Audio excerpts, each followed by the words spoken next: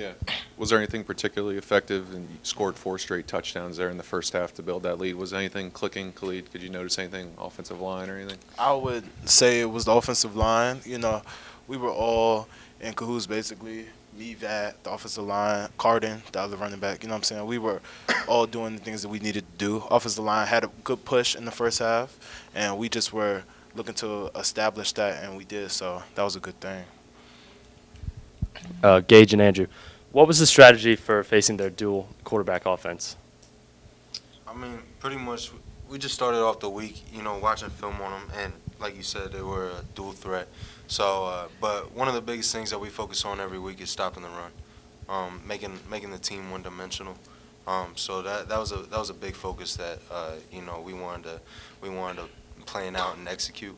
So that's basically how we went off of the game film and planned the game today. So. Yeah, Gage. Yeah. Oh, sorry. Go ahead. All right, just playing disciplined defense. We knew we were gonna have to play discipline on the outside and the perimeter, and stop the run inside. So that's what he said. Gage had like 3 or 4 3-and-outs in the first half. What kind of momentum did that give you guys to get your offense right back on the field there? I mean, that's what we always strive to do. 3-and-outs are a big momentum changer. It stops their offense, of course, from getting any type of, rhythm and stuff like that. And then ultimately we get the ball back to our offense, which is what we, strive to do all the time. So. Yeah, after a shootout you played last week, was it nice for a linebacker to get back into kind of a grinded-out game for you? Yeah, no, it is. These games, I do like, sitting there grinding out, especially with the weather conditions, it made it even more of a grind. But, it's something that, our team wants to, take into consideration. We want to be a physical team, all around, both on offense and defense. And, it's something that, we strive to do. We still got things to work on and stuff like that. So, but we're going to keep on striving to, be a physical team and, come out every week and, execute. Yeah. Andrew, 2 more sacks. I guess he carried that momentum from last week into this one? Yes, sir. Yes, sir. Some things opened up for me. Our corners did a good job running our blitzes, so they just flushed them out to me on one play. And the other one, I was just in great position to make a sack. So. Yeah. Like I asked Gage, could you feel that momentum in the first half when you guys were kind of getting off the field pretty quick like that? Yes, the 3-and-outs are always big for us. So we felt good momentum throughout the game. They're a tough physical football team, so we just knew that we had to keep playing tough. So they never gave up throughout the game. So we just had to keep playing tough defense. And we knew some things were going to open up for us throughout the course of the game.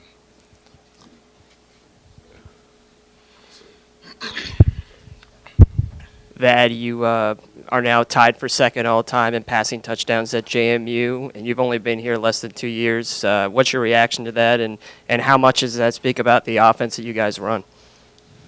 Well, it's probably that was my first time hearing that. It's pretty cool, but that just goes back to me being blessed to be here, just having the opportunity to be with these guys every week and get better in the off season and all the things that we do together as a team. I just credit my teammates and my coaches for that.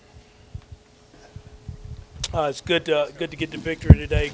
That's a very athletic, big physical football team. We knew that coming in.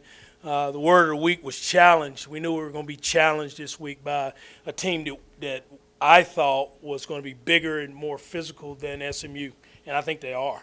I really do. I think they are. So hats off to our kids meeting the challenges of the week. Really only having one real day of practice this week because of weather. So again, I'm very proud of our football team for handling all the outside noise and the weather, the Mother Nature issues of the week. Open it up for questions. Coach, congratulations, of course, 5-0.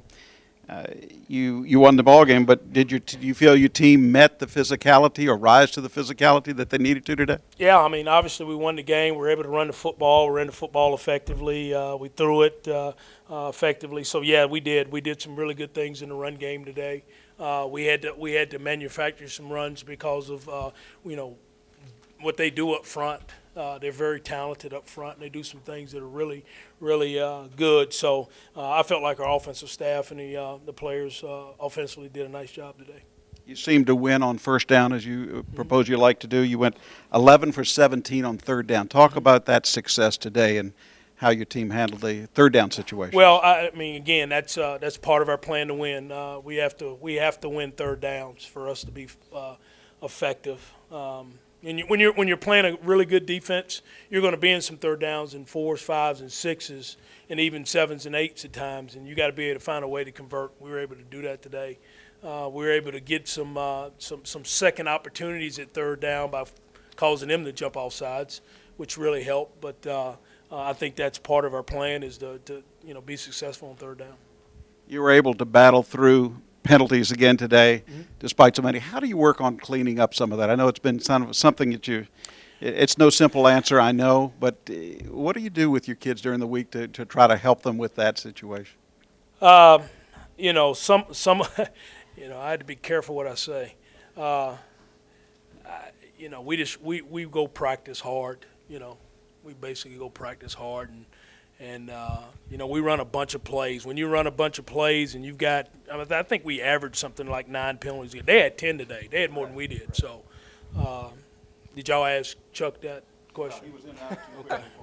All right. I just think it's something we just got to work on, talk about as coaches, and continue to harp on. We showed. You have to feel good that you battled through those. Yeah. But I mean, they eventually come up. They come back to hurt you. When you're playing, really good football teams, they come back to hurt you, and we got to make sure that we don't hurt ourselves. And those are self-inflicted wounds that we always talk about, and we got to get better at that. Coach, you guys, is this working? You guys are 5-0 for the first time in program history. Just what's your reaction to that? How big is that for you guys? Well, I think it's big for JMU athletics. It's big for obviously the JMU football program. I get a note, an email every week from Coach McMillan. I think about Coach McMillan every week. I think about him starting this program, what he had to go through to start a football program here, and this program. I mean, this is the 44th edition of JMU football. That's not very old, and it really amazes me that there hadn't been another team that's been 5-0. I mean, that's really it's a remarkable accomplishment. But I also tell our players they don't give you a trophy for being 5-0. They don't, and nobody's down there having the locker room roped off and people standing on plateaus with a trophy that says 5-0 on it. So, again, our saying is the best thing about being 5-0 is the opportunity to go work hard to try to be 6-0. That's how we leave it. I guess after the publicity that came with last week's win, was it good to kind of get back to work and face a kind of a grinded out team like Stony Brook? Well, I mean, the plan was to go win at SMU and to come back on a short week and have to do this. So check the box off. We got it done. A grinded out game like that in general with the weather and stuff, was that easier to focus on? Just kind of, I don't know if you simplify anything, but is it more? No, more we just we had a short week. Again, some of the things that were a challenge this week were, obviously coming back and getting back at 6:15, 6:30 on Sunday morning, not really practicing Sunday.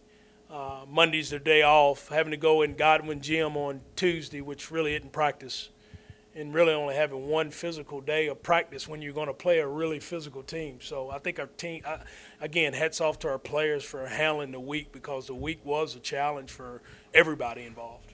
I know you said you talked with Vat about kind of the turnover situation, and on a wet day, he seemed like he handled that fine. Was that nice to see him take care of the ball today, I guess? Yeah, and again, some of the issues that Vat was having weren't all his issues. So, we talked about how we can limit turnovers, and we knew today was going to be what it was. So, it was good to see our team, really take care of the football today. The second half, you guys obviously didn't have quite as many plays or quite as many yards. Is there anything they were doing differently, or it's just kind of how it worked out? Or? No, I think it was us just not executing the way we need to execute. And talk about the start there in the first quarter. How big was that for you guys to kind of get that lead? And well, again, against I think they came in the game as the number one defense in America in FCS football, and I think we ended up with 519, yards, and a lot of that came in the first half. I think we had 400 yards in the first half. So I think our plan was successful in the first half. And I think what happens is when you get up on a team that's very good on defense, that's a little bit of a ball control offense, then they have to find a way to go to plan B. And I think that was critical for our football team to do that. Coach, if you could just explain the use of Tyler Gray and Ryan Maglio today. We've got a policy in our football organization. If you don't practice on Wednesday, you don't start. Ryan Maglio had an abscess on a tonsil, and he had surgery, so he was out Tuesday, Wednesday.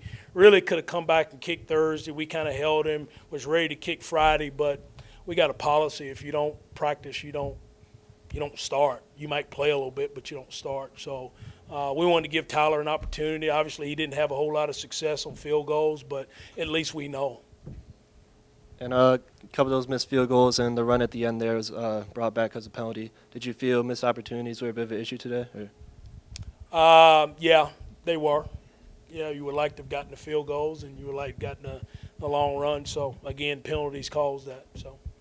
Charles blocking that punt to set up your first touchdown, I guess, was that a swing there to kind of swing the field position battle, I guess? Yeah, it was. It gave us an opportunity. That one, and if we hadn't gotten the penalty on the offsides on the other punt, those are two that, one positive, one negative, because we knew this was going to be a little bit of a field position day today because of the weather. So, yeah, that was a big momentum for us as far as field position. I guess your pass rush came to play a little bit again today. Andrew had 2 more sacks. Yep. Was it nice to see him do it again after a big game? Yeah, it was. It was really nice to see him do it again. He's he's got all the ability in the world. It's just a matter of consistency and continue to grow. And I feel like he's starting to get some confidence in his ability. Can you say how that helps your whole defense when a guy like that is kind of doing his thing? Well, again, we when you've got a dynamic pass rusher, and I'm not saying he's one yet, but at least he's working in a direction. You can scheme some things for him in the protections, and that's what Steve Cisa and Antoine Smith and our defensive staff, they do a nice job of trying to get Andrew some one-on-ones, and he's able to win a lot of one-on-ones. So, yeah, it's really good. You got to get him in those situations where you can rush the passer. Yeah. That's critical. Everett, your guys expressed a degree of disappointment over not being able to finish, or not finishing strong. Do you share that disappointment, and what did you see that perhaps created that issue for you? I do share it because we talk about it in the locker room afterwards. I also know how hard it is to win, especially in this league when you're playing teams like Stony Brook after you just got back from, this high of beating an FBS team, as everybody wants to say, and then all the noise during the week. There was a lot of factors going into. I was a nervous wreck all week long. Just so if anybody wants to know, I was a nervous wreck, and I was not very nice to our football team this week because of that. So I think our kids came out and played well early, and they may have took a deep sigh of relief after at halftime, which we try to not have them do. But they're 18 and 22-year-olds too, so we know we got a lot of work to do. I love winning and having work to do, and that's what we've got. We got a lot of work to do, and we won the game. On a day where tackling can be extremely difficult in these conditions, Gage Steele comes through with 18 and on 18 tackles. Yeah. What makes him so good? Is it technique that keeps him that makes him such a good tackler in these situations? I think Gage is a really effective player when he just turns it loose and goes. There are a lot of times where Gage will think and analyze and slow himself down. When he knows exactly what his job description is and he can execute it, he's a really good football player.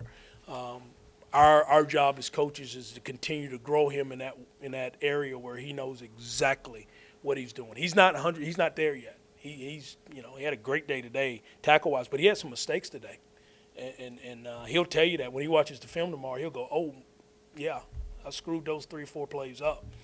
But he did.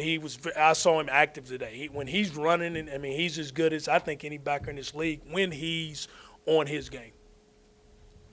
Coach Vadley's touchdown pass to Ishmael Hyman tied him second all-time at James Madison for touchdown passes. Mm-hmm. Is that kind of hard to believe considering how short he's been here, and what does that speak to this offense? Well, again, he's a talented player. He's got some talented receivers, and when you can run it, it opens up the ability to throw it, and that's what's happening right now. I think when you can run it, and we're running it fairly well right now, so it allows you to have some of those one-on-ones in the passing game, and he's able to hit those. He's done a nice job of finding the right guys. I thought he had a great. I mean, he didn't practice very much this week when nobody did. But he had a great week of preparation. I thought he may have had his best week of preparation this week.